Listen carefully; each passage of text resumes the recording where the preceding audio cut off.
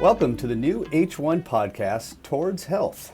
I'm Josh Pirtle, Creative Director for H1, and today we're speaking with H1's co-founder and CEO, Ariel Katz, about the early development of H1 and where he envisions H1 will be in the future. Ariel, thanks for joining me today. I'm excited to be here with you, Josh Pirtle. I mean, you're guest numero uno. What an honor. It's a place to be. Exactly. Heck yeah. If you don't mind, the millions of listeners who are listening, can you give a little background of just kind of like who you are and how you got started? Like, how far back do you want me to I would love to know about third grade. go? Oh, got it. Okay. Third grade was, no, third grade is when 9/11 happened, actually. That's very sad. I remember that that's my one memory from third grade, as well as not understanding how to do long division. I was failing out of long division, and 9/11 happened in third Do, grade. do not get me started on long divisions, sir. How about college? How about college and to present day? College to present. So I went 3 colleges in 3 years because I felt like I wanted some diversity. I went to the University of Pittsburgh my freshman year, then I went to Hebrew University, and then I went to Binghamton University. So Pitt is in Pittsburgh, Hebrew is in Jerusalem, and Binghamton's upstate New York. I'm from New York. Um, I had 3 majors in 3 years as well, which is the way to do it. Holy So, moly. What were those? finance, finance major, economics major, psychology major. Holy Uh, smokes. Which one did and you so, like most? uh, none of them. Actually, I didn't mind psychology. Yeah, Um, I think I'd like psychology too. uh, that was college. College was weird for me because with college you normally like develop a social life, and it's hard to develop friends. College is not a year. College is 3 months followed by a 2 month break followed by 3 months, Yeah, very um, true. and then a summer. And so it's hard to develop relationships and friends. And at that age, you're still like finding your identity. And so that was like somewhat hard from a social perspective. I remember it was the most like hyper motivated I've ever been in my entire life. And I tell people like, people say, "Oh, you work hard these days." I'm like, "You have no idea. I was working 7 a.m. to midnight every day, 7 days a week, basically from junior year for like 10 years since then." I And feel those like were a the lot early. of it sounds like a lot of like very successful people have a very similar story. Just like when you're first starting out and getting the grind going, it's just a very very intense work habit and drive and I mean I feel like I hear that story a lot with especially like entrepreneurs for sure. Yeah, it was crazy those days, and it was just so like I don't know where it came from. Honestly, it's like an internal drive. I was like driving very hard those days. Did you do well? Did you do well? You didn't have a drive like that in high school? Like, how was your? Oh, high school? No, I was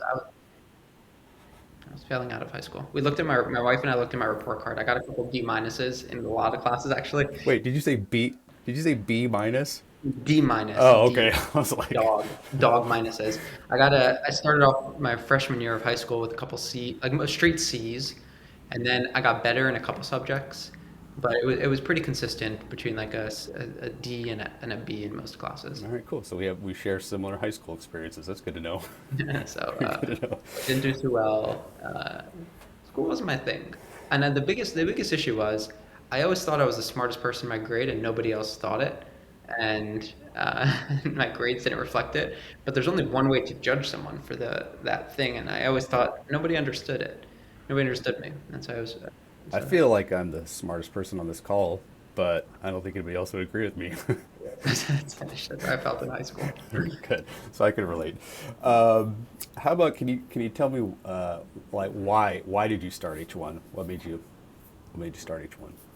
So after we had sold Research Connection, myself and a smaller group of the guys that were on the team, we were debating. So you always want to hear like, I was walking down the street and an apple hit me, and the idea of H1 came about. It's not actually the way it worked. The way it worked is we were like heavily debating what should we do with our time, and the argument I gave was like, look, we don't understand much things about the world and life, but we really do understand how medical research is funded. And like we're probably in the top 50 people in the world that understand how that works. And it's a pretty big market and it's an impactful market. And compared to everything else, from like plastic bags to water to glasses to electronics, I don't understand any of that stuff. But I understand this one thing, And if I understand this one thing, I think I could build something unique. And so that was the argument that was used. And everyone's like, no, you understand how to walk and other things you do in life, but I don't understand it as the most. There's more than like 10,000 people that understand it better than me. I knew I was in the top 50 people that understood this thing. And so we could build something if you understand it. So that's why we started in this category where H1 started back in the day. That's amazing.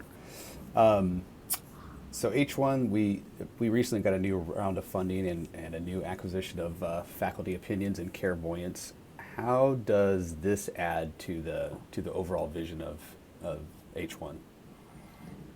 Yeah, so it's all the same pieces to the puzzle that we want to fill in. The puzzle that nobody in the world has today is a trustworthy source of doctor information and healthcare information. It's nowhere really good to go. And especially with fake news and what you're Googling these days and vaccine, like there's nowhere that you really go to. If you want to find out a good restaurant, we all go to the same place. You want to get from point A to B, you all go to the same place. You want to find out a good song to listen to, we all go to the same place. And it's crazy you don't do that for healthcare and your personal healthcare, and it's true for pharma companies. They don't have one place to go to. And so what clairvoyance adds to the picture is understanding which doctors in America are doing certain procedures so that if you have a medical device, who you can bring that device to so it could reach patients. What faculty opinions brings to the world, and why it fits into our picture is what do the top scientists and doctors think about the latest medicine and science? It's great. It's great to know everything about Dr. Josh Pirtle. What if you knew what Josh Pirtle actually thought about the latest medicine and science? It gives you a whole different picture. And what does the community think about the latest medicine and science? And so clairvoyance faculty opinions just fit into the broader picture that H1's trying to fill in the world. Like a sidestepper here, my chief complaint when I go to my doctor's visit is that I wait 45 minutes in the waiting room, and then I wait 30 minutes in the room, the actual room, waiting for the doctor, and then he's like ready. He's done with me in about 90 seconds. Do you have similar experiences? I don't. You should find a better doctor. Yeah, dang it. Maybe it's just me. Maybe it's just me. That's a Josh Pirtle thing. I think that's probably experienced with a lot of people, but I think that's also like a What's the changeable. hurry, buddy? I've been waiting to see you for like 2 months, and you talked to me for like 90 seconds. All right, maybe that's just a me thing. Okay, we gotcha. Um, the what has gone differently through like that you thought that when forming this company, what was some of the mishaps or some of the unforeseen obstacles that you faced that really like kind of caught you off guard? So the craziest one that happened was early on. You know when you like buy a shirt and you're like, ugh, I wasted $40. Yes. Or when you buy a lunch and you're like, ugh, this lunch is terrible. I Oh, wish I didn't tell buy me this. about it. Yep. Mm-hmm. Okay. So you're like, oh, it's like a $10 mistake or a $40 mistake. I made $1 million mistake, and like That over a that million, like was 1.2, that sounds like 1.4 a million. very nice shirt. Sounds like a very It's a nice shirt. very nice shirt that I Okay. purchased. Okay. And when I made that mistake, I was like, holy crap, that's crazy. That's a ton of money. Uh, Yeah. a lot of money. Uh, And how long did that sit with you? so we have one of our best investors is Menlo Ventures.